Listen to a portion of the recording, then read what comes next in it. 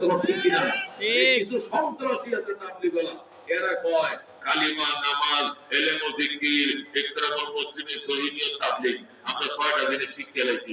এখন আর মুলবি লাগতো না, আলেম লাগতো না, আমরা নিজেরা তাবলীগ পারি। কথা ঠিক কিনা? এরা নিমক হারাম। কথা ঠিক কিনা? এরা যখন সিল্লা দিছে, আলেমের সাথে সিল্লা দিয়া এই 6 নম্বর ফাদাইল মাসাইল হাসিল করার তরিকা শিখছে। এখন শিক্ষা শিকার করে এখন তো মুলবি লাগতো না, আমরাই তাবলীগ পারি। এই জন্য আলেমের বিরোধিতা করে। উলামায়ে কেরামকে 2018 সালে 5 জন আলেমকে টঙ্গী ইজতেমা ময়দানে ওরা হত্যা করেছে। এবার 24 সালে আবার 5 জনকে শহীদ করেছে।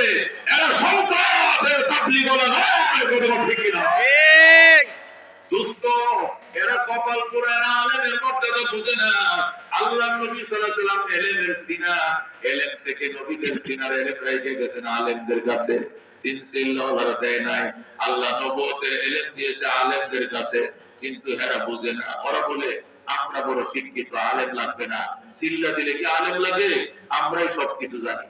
আমার তো ওই ঘটনায় মনে পড়ে, এক জামাই শ্বশুর বাড়িতে গেছে, নতুন বিয়ে